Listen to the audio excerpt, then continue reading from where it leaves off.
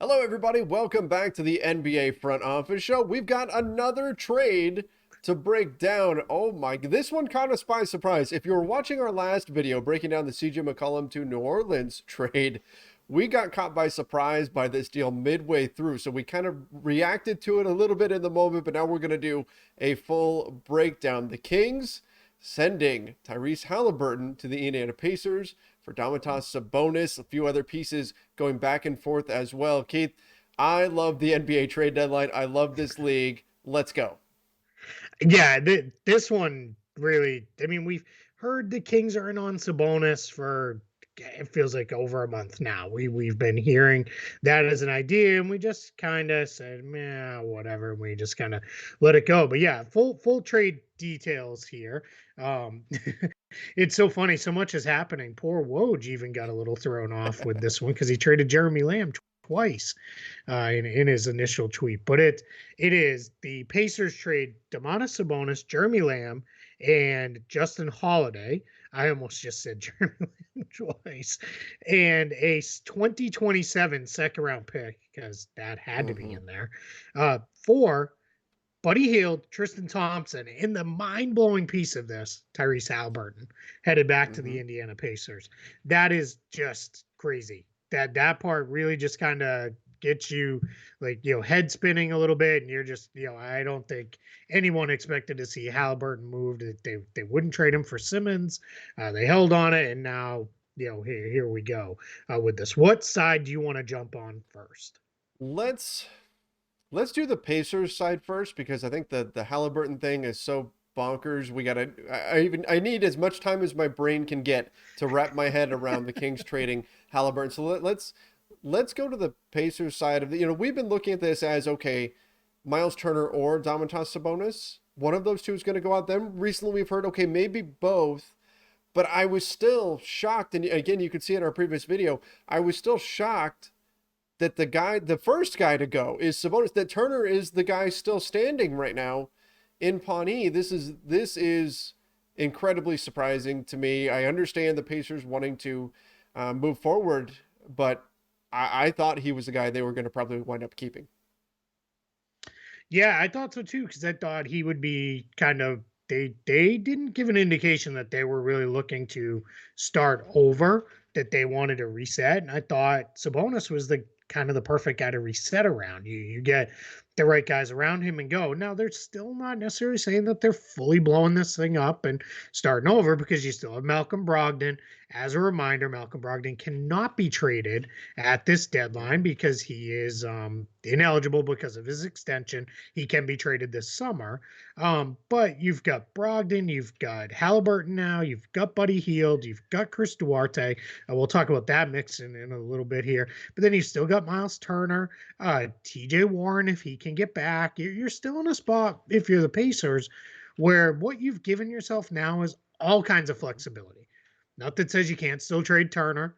I think they'll do something eventually of that Brogdon Hield uh, pairing. My guess is one of those two will go because it's just you can't really build a functional group with Halliburton, Brogdon, Hield, and Duarte. Three of them, fine. Four of them, just not enough Mm-hmm. minutes for those guys.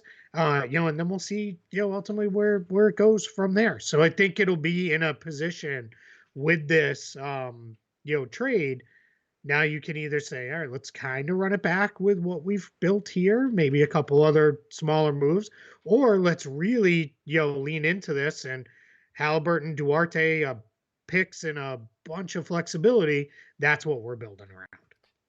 Could we see, say, Buddy Hield flipped here before the trade deadline? I mean Sure. that, and I think Yeah. that may be something that's out there because, like you mentioned, it's a bit of a logjam now at the guard position. But if the Pacers are looking at this as okay, we're going to take in Hield's salary as part of this deal, but we know we've got deal ABC that we can send him out for. This may make more sense. So to me, like this is not the end for the Pacers. This is the big. This is No. maybe it's not even the beginning because we already saw the Karis LeVert trade, but this is Sure. a step in the process, and I think they've got more moves coming. Even by Thursday, we're going to see the Pacers do more stuff. Mm-hmm. No, I agree. I think they're going to continue to be busy. I would not be surprised if a Miles Turner trade still Okay. happens. We got news that he could maybe be back at the beginning part of March. That makes you feel a little bit more comfortable because now you're not just doing a trade for next year, right? If you're getting Miles Turner, you may get something out of him this year. We know there's still a handful of teams out there looking for bigs, right? Especially the Charlotte Hornets could send some stuff of value. So it really is interesting with this.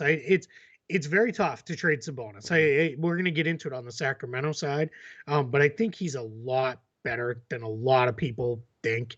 There's been this he's not a real all-star. He's this, he's that, and I really think it's I think that's really unfair. I think he's really really good. Um, but you got Tyrese Haliburton. Like that's a home run if you're the Pacers. Like I feel great about that going. Now I have my probably my franchise guard to build around.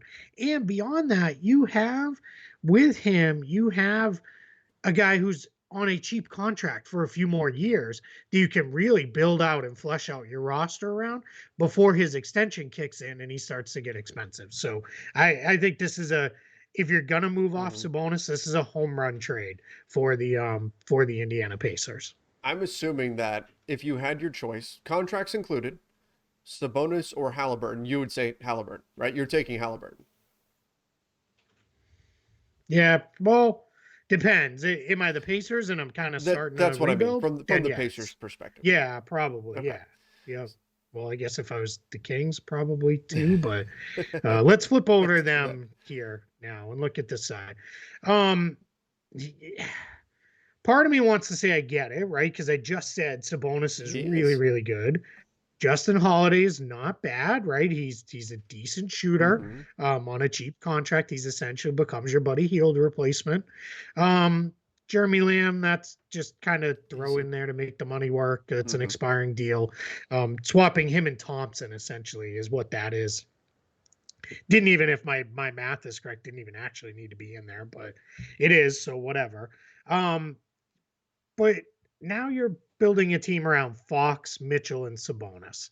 Because what are you doing with Rashawn Holmes? I don't think he can play him with Sabonis. He's not Miles Turner with the floor spacing and the shot blocking and all that stuff. So you might as well probably trade him at that point.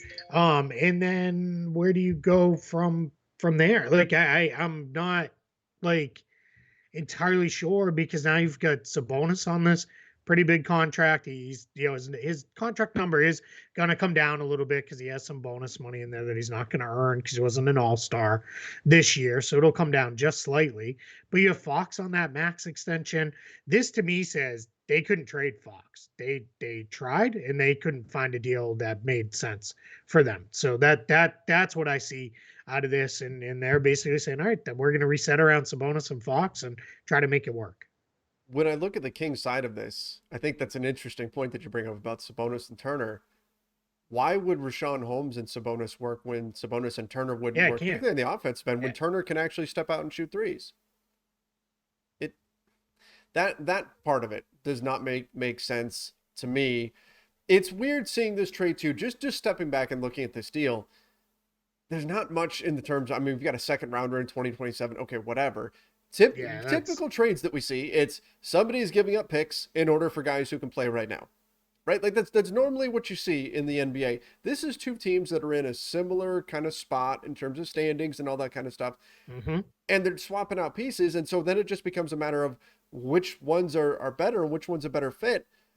For this, I kind of feel like for the Kings, this is a trade at best just to make a trade. And again, I really, really like Sabonis, but you had the advantage of Haliburton on a rookie contract moving forward, and you've decided that you're going to punt on that so that you can bring in Sabonis, who's a questionable fit with what you've already got in Rashawn Holmes. Now, maybe you can say, okay, we freed up some minutes for Davion Mitchell, but to me, it felt like the Kings really wanted to make a trade, and so they made a trade.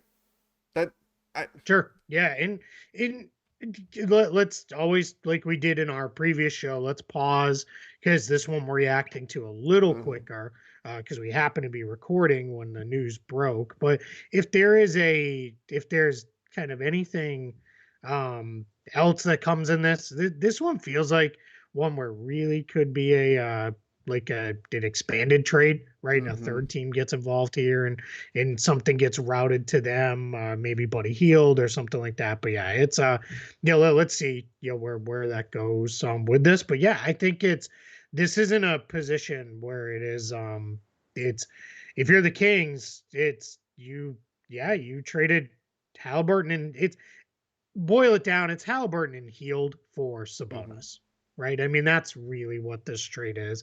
It's not to knock Justin Holiday. There's conflicting information out there we don't know, so we don't want to lock in on it fully. But that Holiday may not be able to play home games in Sacramento. He's not vaccinated. He's made it very clear he will not get vaccinated. Um, and that was part of the rumor why maybe the Lakers and Clippers weren't Hmm. interested. The Nets, who were very much looking for a shooter, they clearly don't need another guy. Can't play home games. So, but the reality is, so take that out of the mix. That leaves us with Heald and Halliburton for Sabonis, and that's really tough. The other thing, let's not forget, Tyrese Halliburton really, really wanted to be a King just 2 drafts ago. He really did everything he could to try to get to the Kings in that draft, and he ultimately fell there and was thrilled to be there. He's been kind of the spokesman of like, I want to be there, but yeah, I'm really not sure, what they where they got. I mean, I guess I'm left confused by the Kings as per usual. As per usual. Yeah, I mean that's it, right? But again, if we're gonna say the Pacers have future moves in them, I think it's also fair to say this probably isn't the end for the Kings either.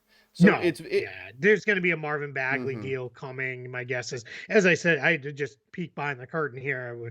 We paused in between shows for a moment, and one of the things I said to Trevor is a Marvin Bagley trade's like one of those ones you can wait till 2:30 on Thursday and say, "Hey, you still want to do that deal?" And the other side's like, "Yeah, let's Hmm. do it." And you send it in and go. But yeah, my guess is he gets moved. Let's see what happens with Rashawn Holmes. Let's see what happens with Harrison Barnes. Hmm. Or if you're the Kings, do you want to look at Sabonis, Barnes, Fox, and whatever, the rest of the year and get a peek at that and see what that looks like? I mean, maybe that's what their plan is here. I really don't know. Like I said, I'm confused by that. But yeah, it's yeah, I think that this is interesting to say the least on the King side. It's and that's with me being a huge Sabonis supporter. Fallout from this though, we heard a bunch of other teams were in on Hmm. Sabonis and really wanted him. The Wizards were really trying to push for him. Does that change things for the Wizards now? Are they at all like, all right, hey, we got to go pick a direction here. We can't now build around Bradley Beal. Let's start moving pieces. Like, is that something that happens? I'm very curious to see the way that kind of all comes together now. For Washington Hmm. too, is it those teams that want Turner? Are you pushing for him harder now, saying like, hey, clearly you're done and you're rebuilding? Where is this all going to go? It's going to be really something to watch play out over the next almost 48 hours, 49 hours. And nothing in the NBA happens in a vacuum. So there is going to be a Nope. ripple effect from this, and it's not even just the other teams too. There's going to be these two teams, I think, are going to make adjustments from here. Like the earlier trade from today, the Pelicans might not make another move. It might be that this was their move and that's it. And now we're evaluating that roster from here. Both of these teams, it feels like has future moves in store for them. So I don't it's hard to say, oh, this team is clearly going down the wrong path. On the surface, though, it's a little bit of a head scratcher. Maybe the Kings do something next that makes this all totally make sense. I guess that's possible. But right now, it's a little bit odd that all we've heard is we won't move Haliburton, we won't move Haliburton, we won't move Haliburton, and then they move Haliburton. It just Yeah. that's a little Yep. bit weird from the Kings side. And again, the fact that they had him on a rookie deal, I don't know what else was out there for them, but ultimately it's strange. But who knows? Like I said, maybe there's another move coming for the Sacramento Kings. The Pacers, we know, will probably have more moves coming. This league, man, this league. I keep refreshing Twitter, thinking, it's something else is going to happen while we're recording this, because that just seems to be the way the day is going. Yeah, that's it. Well, and I am minutes from jumping in the car We all know what happens Mhm. when that happens. So I'm fully expecting the next thing to come down here within the next hour or so while I'm braving the school pickup line on a rainy day, nonetheless, here in Central Florida. Oh my. Well, that means I'm gonna have to be on pins and needles here for the next couple hours while you're in the car. That's it. I'm gonna be in the car for a little bit of as well, so we know something's gonna go down. But if it does, we'll be right back in here as soon as we both get back. Oh, It's true. everybody, appreciate you guys joining us. Obviously, this is a super busy time of year, the NBA trade deadline, but we are going to keep you up to date on everything and continue to break down all of the craziness that goes on. This trade certainly caught us by surprise, but we appreciate all of you joining us and being here to break this thing down and analyze what's going on in the crazy world of the NBA. Keith, keep your phone on, man. Don't look at it while you're driving, but keep your phone on Nope. because you never know what's going to happen here in the next, couple hours while we're both stuck in parent pickup lines. $1 million idea. Cars need to be able to read tweets like they do texts. That's next. Somebody figure out the technology. We can make that work. Get it done. Make it so. All right, everybody. Make sure you are subscribing right here to the NBA Front Office Show. Don't forget to turn on notifications as well. Till next time. It might be later today. Who knows at this rate. See ya and stay safe.